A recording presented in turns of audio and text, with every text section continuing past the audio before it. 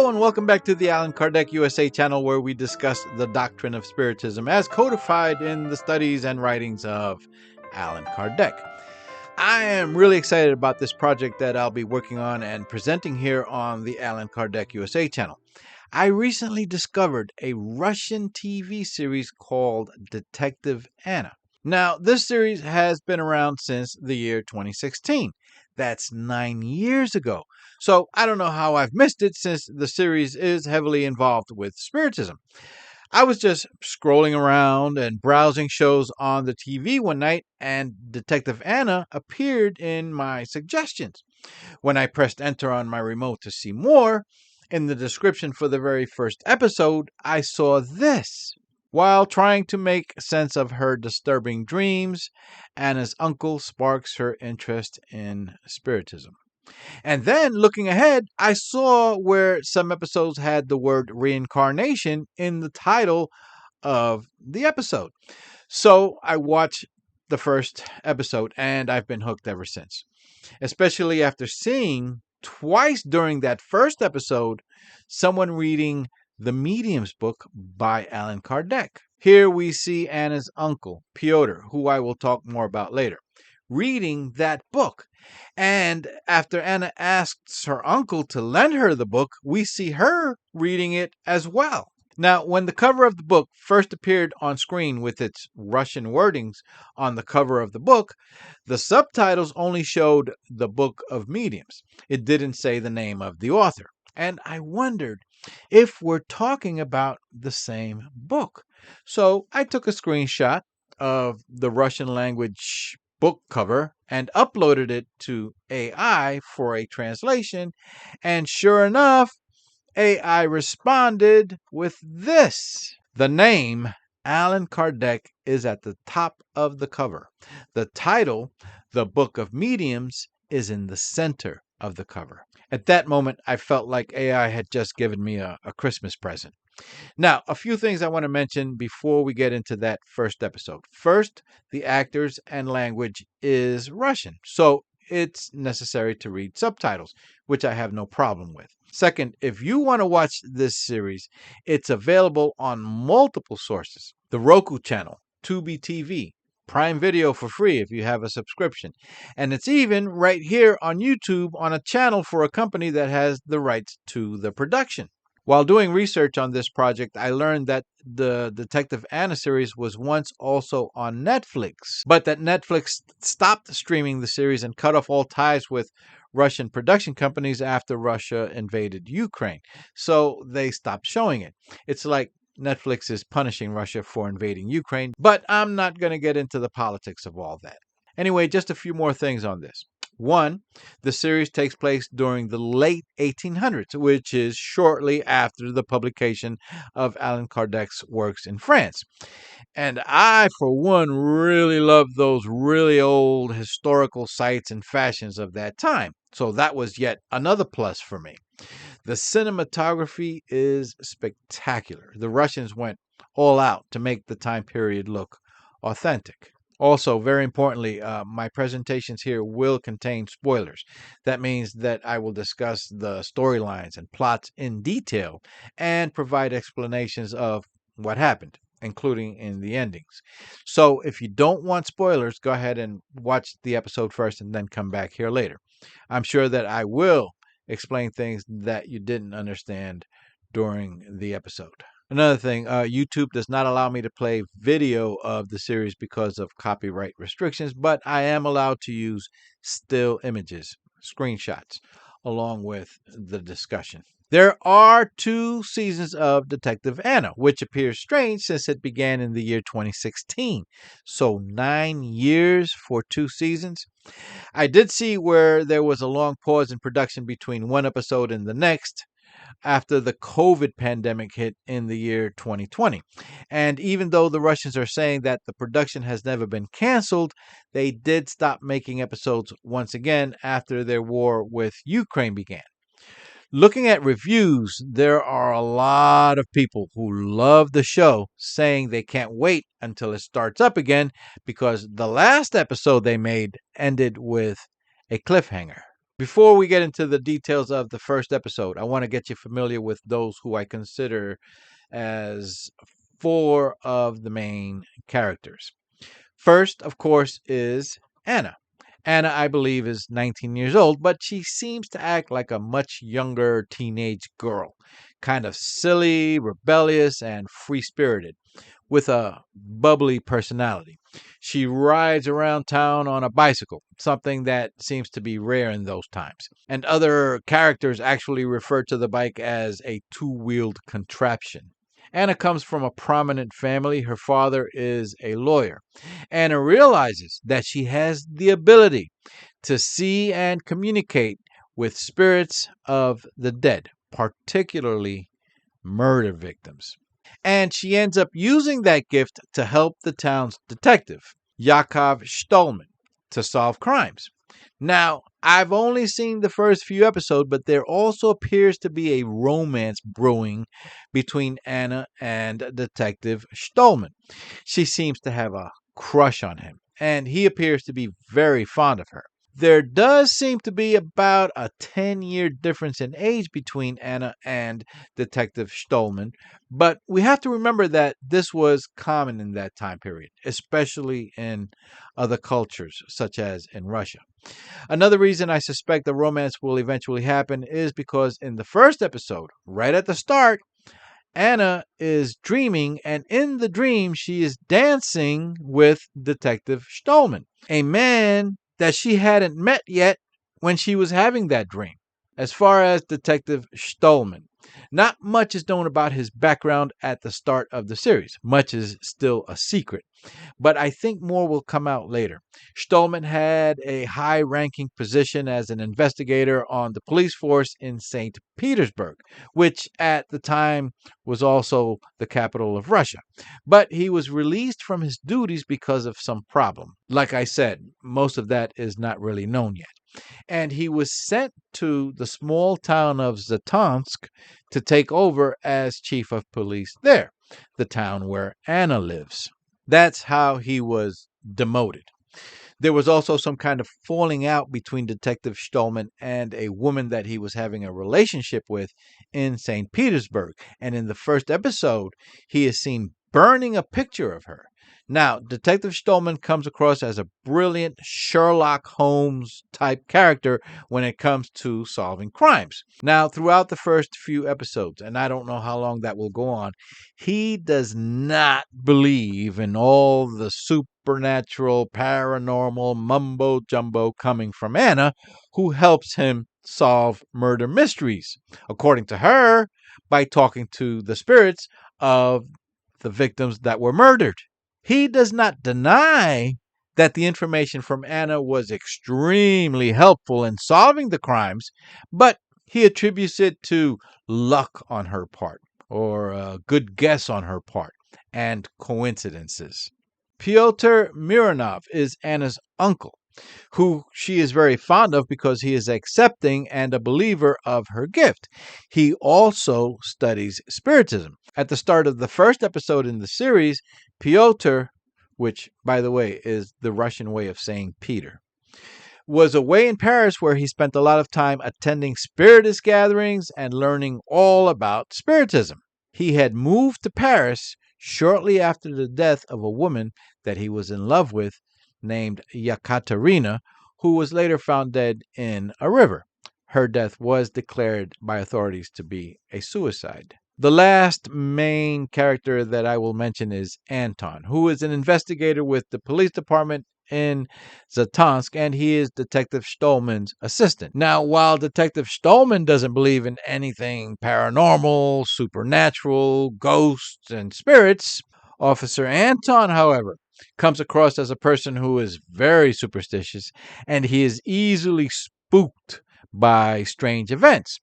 Officer Anton appears to be the series' comic relief character, but even though this series is in no way a comedy, many other characters are also very funny. The first episode is called The Case of the Drowning Woman, Anna is asleep and she is dreaming. In the dream, we see the dead body of a woman floating in a river.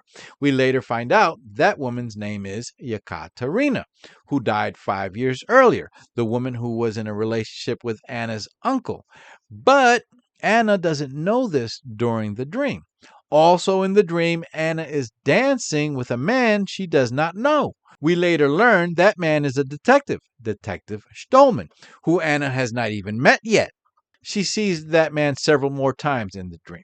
She also sees herself in the dream as a little girl playing the piano, and finally, she sees herself coming out of that same river that the dead woman, Yekaterina, was floating in, and in the dream, Anna says death is inevitable.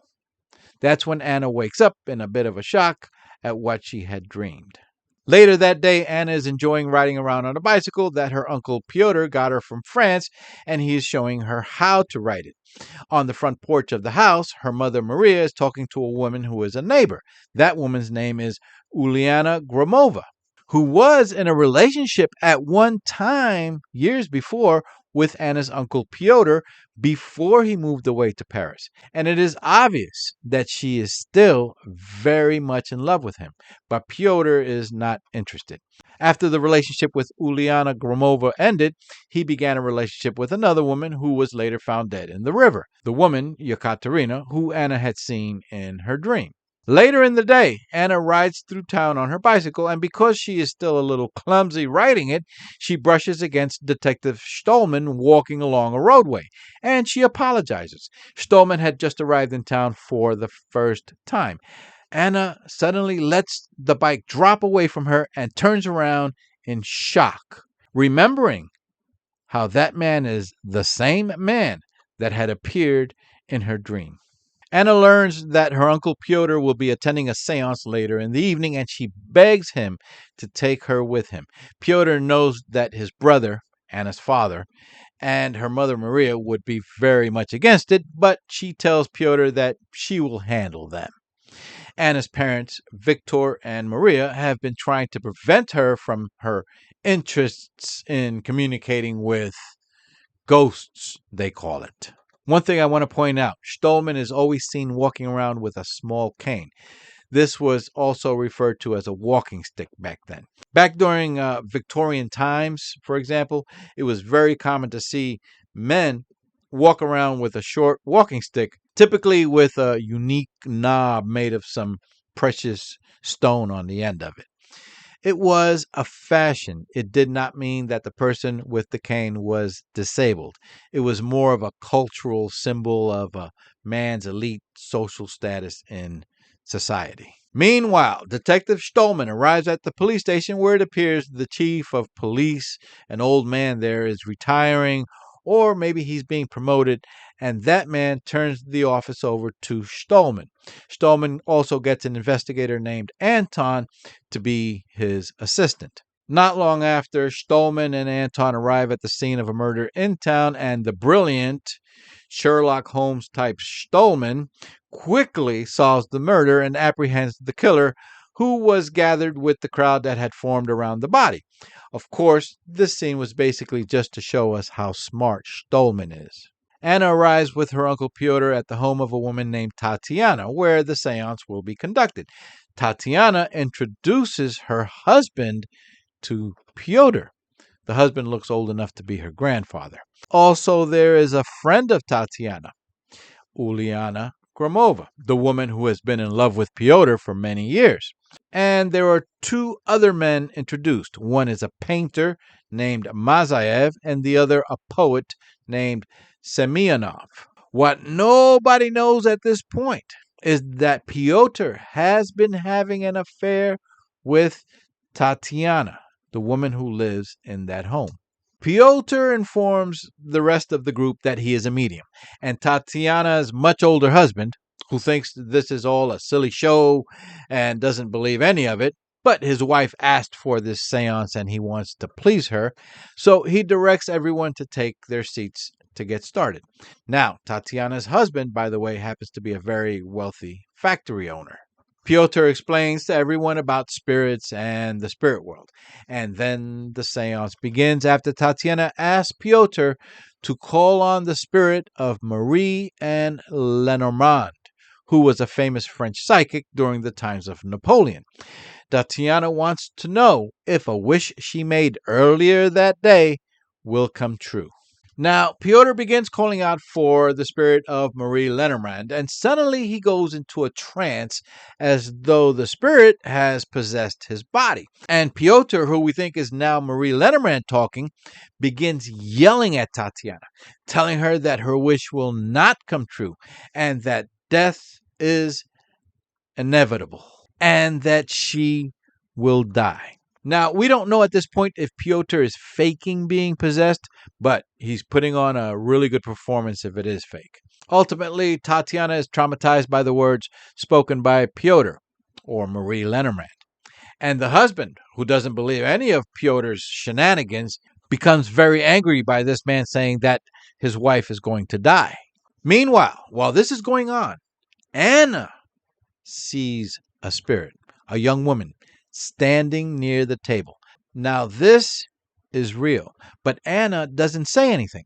We later learn that the woman Anna saw was Yekaterina, the woman that Piotr was in love with 5 years earlier, who had drowned in the river. Anna ends up fainting for a moment, and they take her outside for air. Tatiana is still very upset, and Piotr asks her to take a walk with him beside the riverbank so that he can explain what happened. Later, Anna tells her uncle Piotr that she saw the drowned girl in her dream during the seance.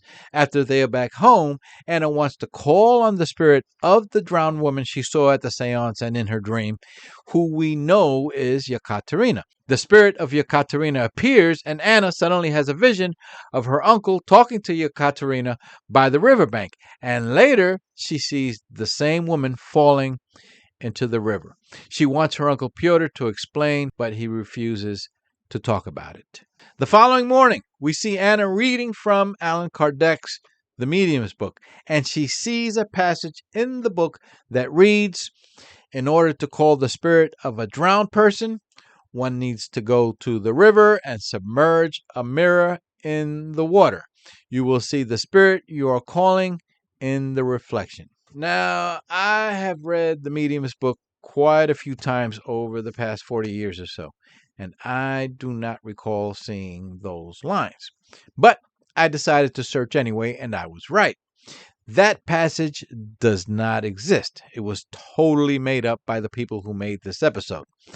The word mirror appears in the Medium's book 7 times, none having to do with anyone drowning. The word drown appears just once, and it's not about drowning in water. And why would the passage be specific to a river anyway, as the drowning of a person? One needs to go to the river. Why would the Medium's book be specific to river? People could drown in many other different bodies of water, an ocean, a swimming pool. Well, Anna went to the river with a mirror, and she put the mirror in the water, and out came a dead body. But it wasn't Yekaterina. Her body was recovered from the water 5 years earlier. It was Tatiana, the woman that her uncle Piotr was having an affair with, and who he told, or the spirit inside him told, during the seance that she was going to die. Anyway, Anna informs authorities, and they arrive to investigate. Anna appears to suspect her uncle because he went to the riverbank with Tatiana the night before after the seance, and he returned alone. But he denies being involved in her death and appears shocked by the news. A medical examiner lets Detective Stolman know that Tatiana didn't drown. She was struck in the back of the head with something heavy, and that's what killed her. It was murder.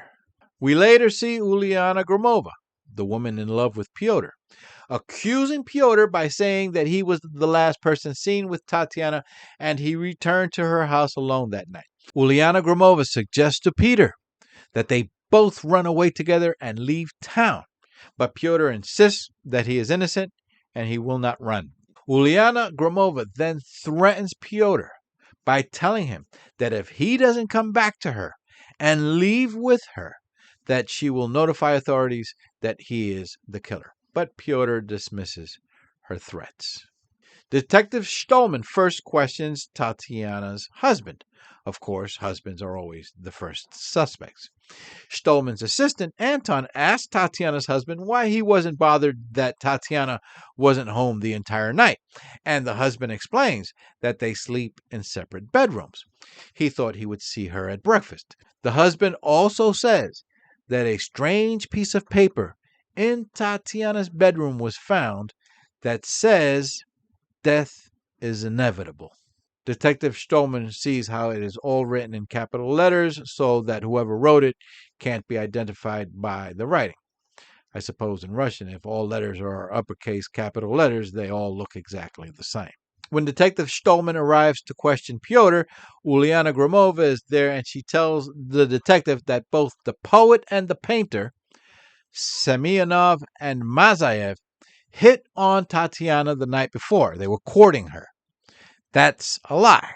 We might think of this moment as Uliana trying to draw suspicion away from the man that she loves, Pyotr. Pyotr admits to the detective that he went for a walk with Tatiana by the river and that he returned alone. That was enough for Detective Stolman to take Pyotr into custody on charges of murder. Pyotr also admits to Stolman that he was having an affair with Tatiana. Anna is terribly upset that her uncle was arrested. She goes to the riverbank to conduct her own investigation and tries to call on the spirit of Tatiana. While there, she runs into the poet, Semyonov, who tries to hit on her. Semyonov also admits that he was in love with Tatiana.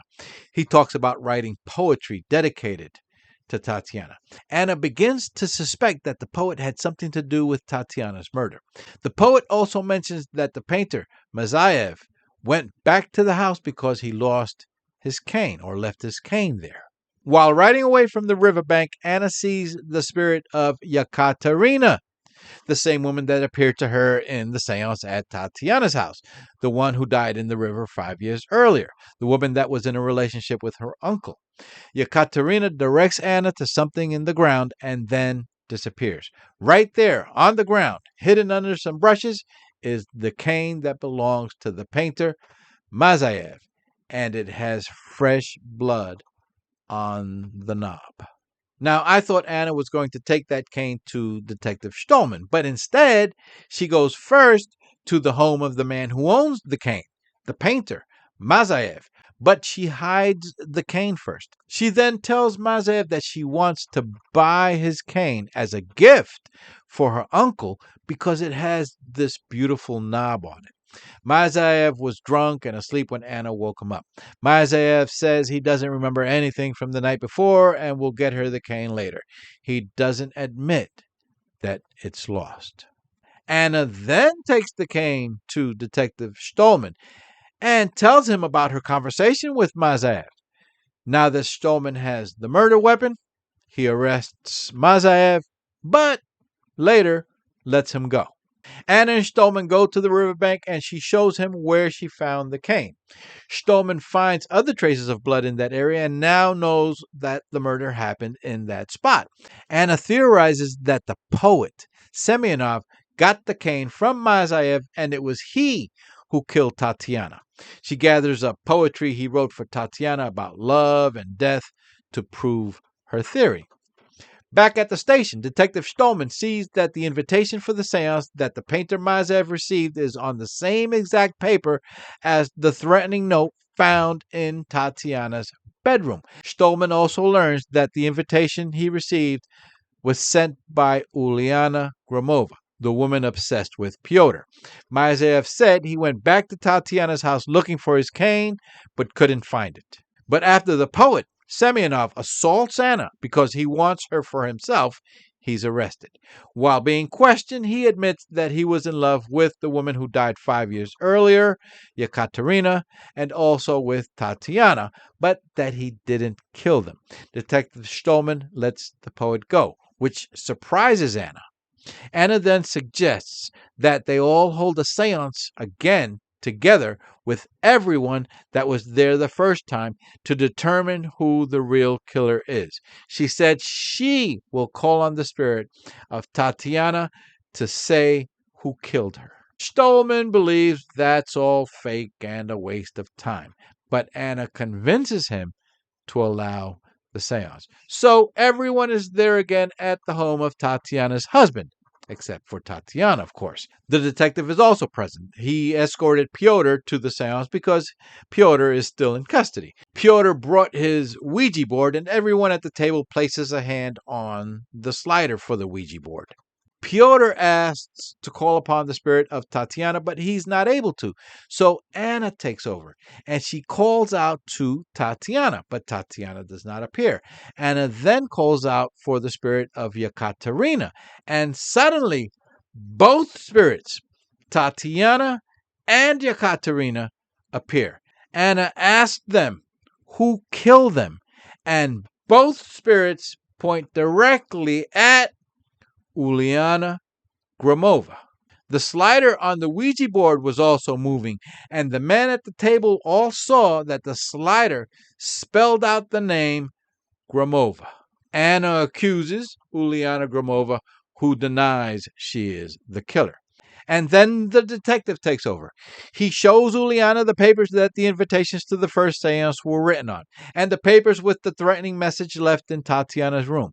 When Uliana tells the detective that anyone could have used those type of papers, he told her that his investigation concluded those types of papers are not available anywhere in Russia, only in Germany, a place that she had visited. On another of the same type of paper, he found a love note that she wrote to Pyotr, and she signed it. The detective also produces a witness, a maid at Tatiana's home, who said that on the night of the seance, Mazayev forgot his cane, and the maid saw Uliana pick it up as if to return it to Mazayev. And Uliana left the house with the cane, and she went to the riverbank. The detective explains that Uliana's motive in both murders was to get rid of her competition. Uliana then, in an act of confession, turns to Pyotr and blames him, that if he had only loved her back the way she loved him, none of that would have happened. Pyotr explains to Detective Stolman that he was in love with Tatiana and wanted her to leave town with him, and that his plan was to scare her into thinking that if she remained in Zatonsk, that she would die. But his plan didn't work. While the case seemed to have been mostly solved by the detective, it might not have happened if that cane was never found. And that cane was found by Anna because a spirit led her to it. Please be sure to subscribe to this channel so that you're alerted when the next video is uploaded. You may also share your comments below, or if you would like to write to me personally, I can be reached at KardecUSA@gmail.com. My name is Ciso. Take care and have a blessed